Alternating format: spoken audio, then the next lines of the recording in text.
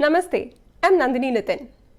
I remember as a kid, I used to justify the title lunch hour by dutifully taking the whole hour to have my lunch. But this long drawn, mundane task used to finish in a jiffy whenever the menu included a story. And don't we all love one? The story I bring to you today also revolves around food, and I'll be telling it with a twist. That is through dance and mudras or hand gestures. For instance, in this story, there's a king who is wearing a crown, obviously, and he has a treasurer who keeps an account of his money or the kingdom's money or treasury. And I also mentioned firewood. This is how we show a tree, which is cut to make firewood. And this is used to show a man. The rest I would like you to figure out on your own.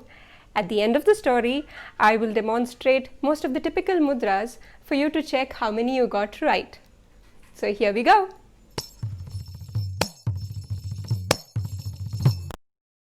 It was a bright, sunny day in Varanasi.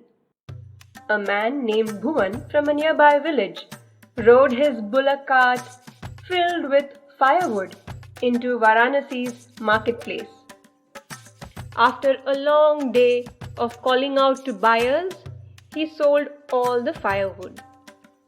He then asked his friend Ranjan to take him around the city. Strolling through one of the busy streets, they came across a group of people staring at a building in front of them. Ranjan informed Bhuvan that the building was the house of Harish, the treasurer. People had gathered because it was the day when Harish allowed them to watch him eat his midday meal. Bhuvan was amused by the absurd interest that people had in watching some man eat. To which Ranjan explained that Harish was no commoner, but a wealthy man, courtesy his rich ancestors. Harish was of the opinion that it was foolish to save money when one could not take it along after one's death. Therefore, with the intent of enjoying every penny in a lavish manner, he had built a home that defined grandeur. He had spent 100,000 gold pieces on beautifying just the dining hall that included silver crockery and cutlery.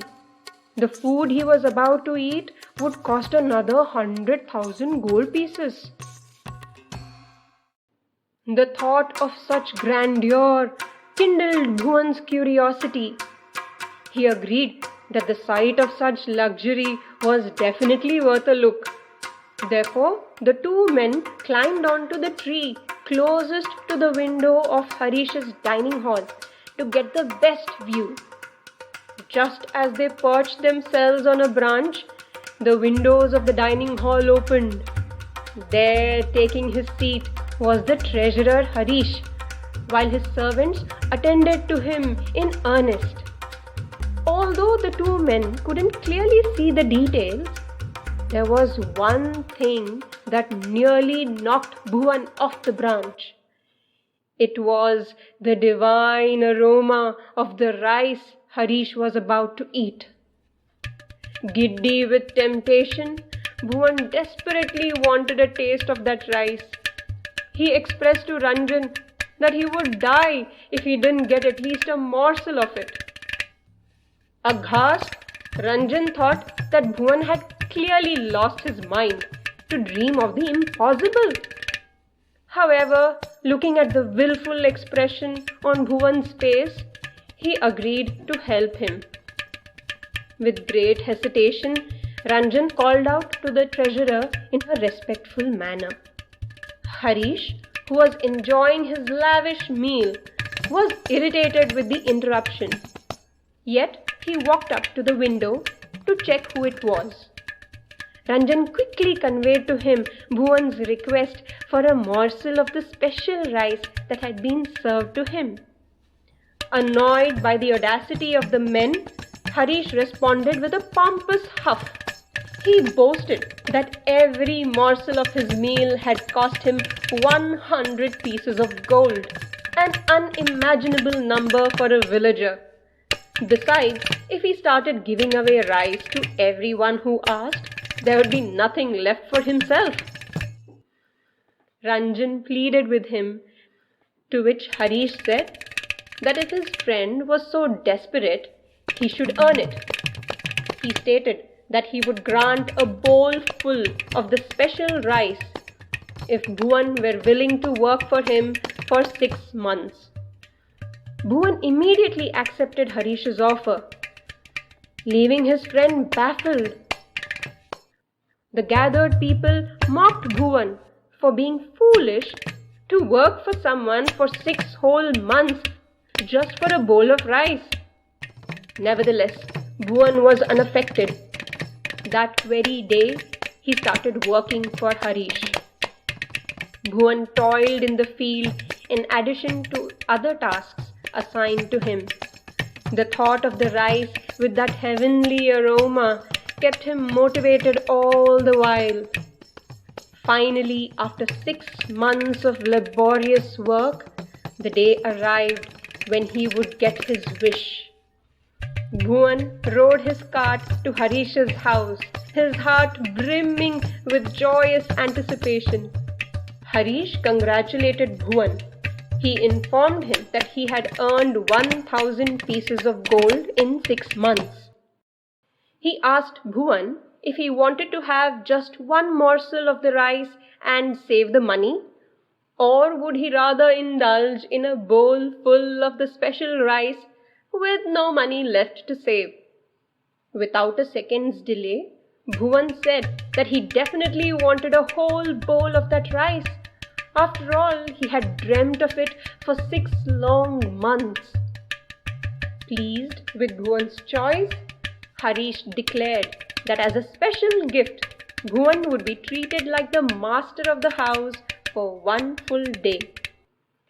And so, the following day, dressed in fine silk clothing, Bhuvan went to Harish's house, not in his old bullock cart, but Harish's grand horse-driven chariot. People came out of their house to behold the sight. They congratulated Bhuvan on his hard-earned money and also followed him to witness the momentous occasion. Bhuvan was ceremoniously welcomed into Harish's house.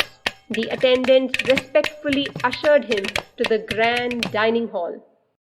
Then came the moment. In an ornate silver bowl, he was served the rice with the heavenly aroma.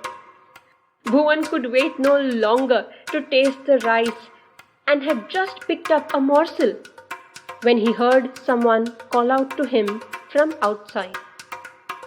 The timing couldn't have been worse.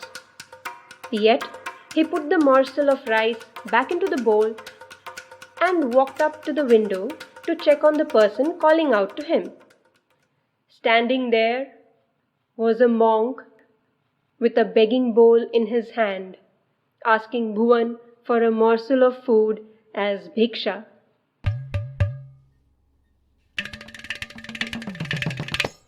Bhuvan closed the window and walked back to the table. Picking up the silver bowl, he walked out of the treasurer's house and up to the monk and respectfully emptied the whole bowl of his hard-earned rice into the monk's begging bowl. The gathered people stood in stunned silence. They had just witnessed an unbelievable sight. The treasurer was also stumped by Bhuvan's act. To tirelessly work for 6 months just for a bowl of rice and then simply give it all away when the monk had merely asked for a morsel? Harish thought of his own deeds and was suddenly ashamed of himself. He had not worked a day in his life. Rather, he had believed in enjoying every penny of his ancestors' savings. Yet, when a poor villager had asked him for only a morsel of his special rice, he had not been able to part with it. Harish humbly apologized to Bhuvan and promised to change his ways. The word of Bhuvan's sincerity and generosity reached the king's ears, who decided to appoint Bhuvan as one of the royal treasurers. The king believed that Bhuvan would sincerely use the taxes paid by the people for their welfare. Thus, Bhuvan the poor villager became Bhuvan the royal treasurer.